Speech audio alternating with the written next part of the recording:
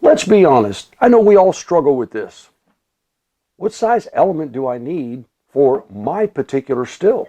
Or whatever my process is? What element matches my process?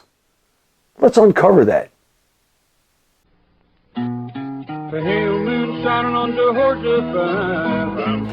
Well, welcome back to Barley and Hops. Yes, this is George, and this is the channel that dares to unlock the mysteries of home distilling. We've got one to unlock for you today, and I know that we've all struggled. Here we go as I'm moving.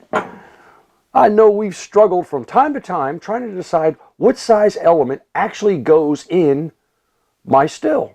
If I'm going to use electricity to heat my still, what size element matches my system? What is not enough and what is too much? We're going to uncover that. So there are some general rules of thumb, okay? We did a video a long time ago, not a long time ago, but some time ago, and we worked on the mathematical formula for determining volume, ambient temperature, temperature where you're at, where you want to get to, and the amount of energy necessary to figure out what the wattage requirements were at a minimum. But there are rules of thumb that you can use, and there are rules of thumb in just about most of our everyday life that just seem to work well. So we're going to talk in generalities. This will be a short video, and for those who are really interested in how a heating element actually works and how to measure one and how to test it and all that, we're going to do another video on that. But this one is simply, let's just get us moving in the right direction and matching an element with our still. Okay? I've got this written on the board, and of course, love the whiteboard because the whiteboard really tells a big story. We've got still size, element, and time. Okay, and we're going to use this to lay out, and then when I'm done this, shoot, you can shut the video off and go away. You've got it. But if you want to learn more about it, stick around for the next video. So, if you're interested, also please subscribe, share us with your friends. I always ask that. Really helps. Okay, our still size, anything from a 3 to an 8 gallon. Now please, if you're in the United Kingdom or you're in a place that uses probably what I think is a better system of metric, please convert that yourself. But these generalities work universally throughout the world, okay? They're not U.S. centric.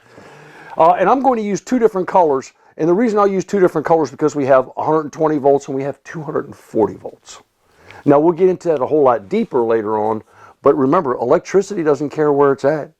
It works the same in the UK as it does in India, or as it does in the United States or Japan. Electricity doesn't care where it's at. So any formula that we use is universal. It works everywhere. Electricity is electricity. Okay. We have a 3 to 8 gallon still. Now, I'll use blue for the 120 volts. And on a 120 volt element, a 2,000 watt element is more than enough for a 3 gallon still. This is an example. This is a Mighty Mini kettle. I use it for testing. I use it for distilling, but I also use it for testing. I test all PIDs, pulse width modulators, anything else that I'm doing with electricity. I use these if I'm working with heater elements. And the time it takes for that, and this again, remember, it's a generality. So any of these are general terms. I can't possibly know what the temperature is of your mash going into your kettle.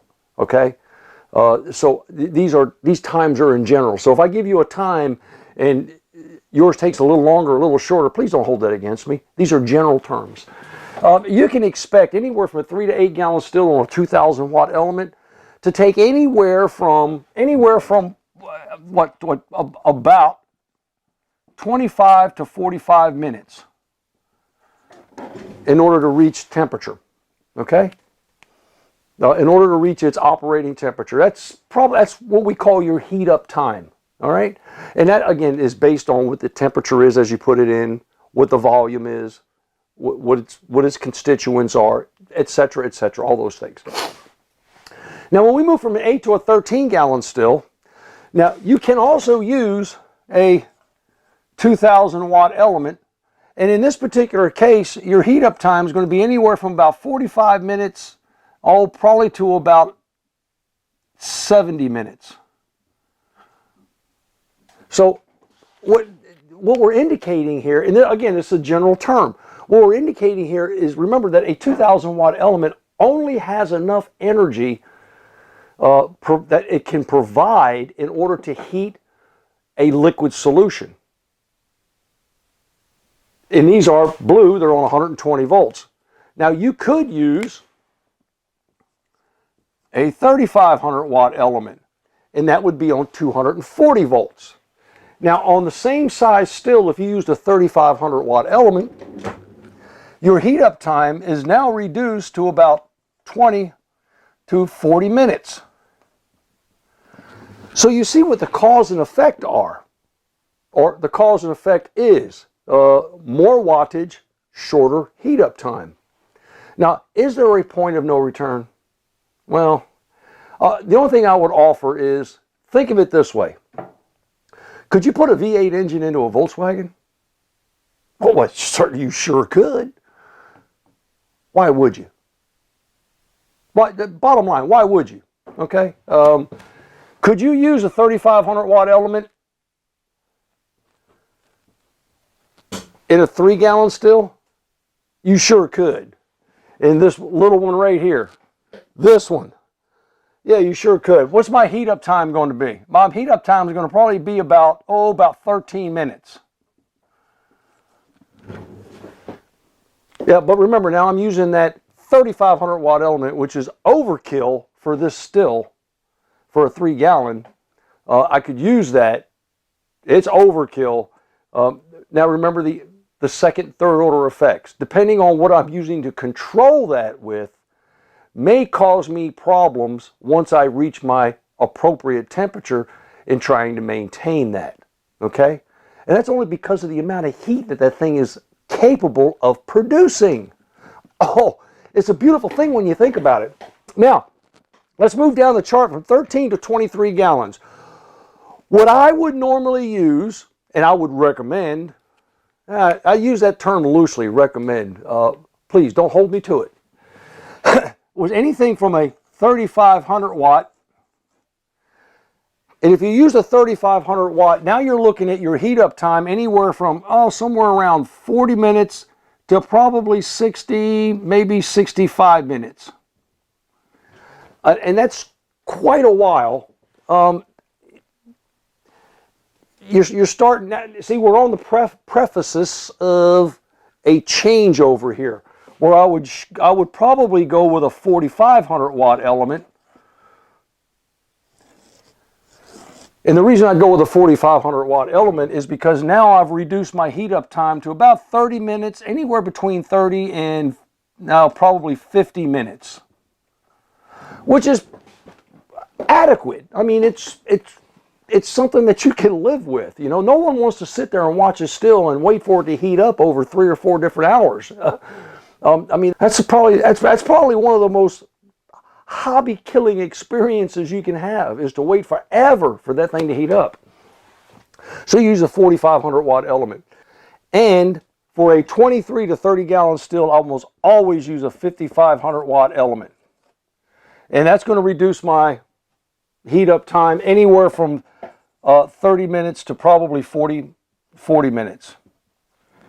Now, there are challenges when you get to about a 30 gallon. Anything 30 gallon plus is where we would consider using multiple elements. And why would we use multiple elements?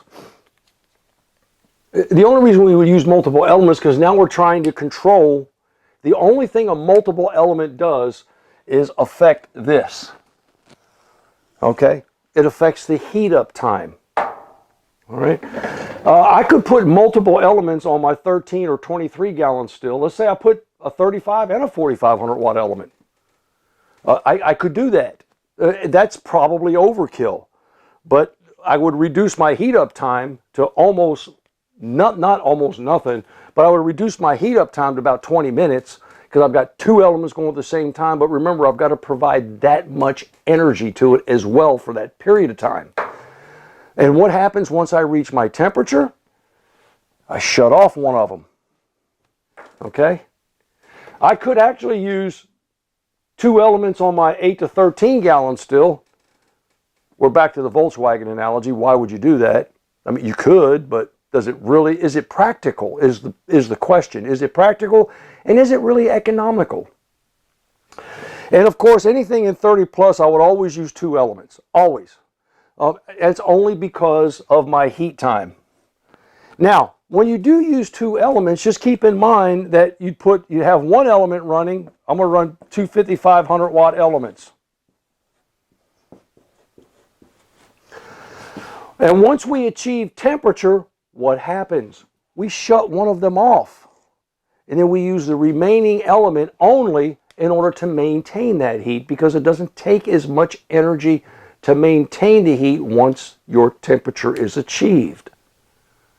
So in each and every one of these instances, this kind of gives you, this is a pretty good guidepost for what size element goes in my still. Happy distilling.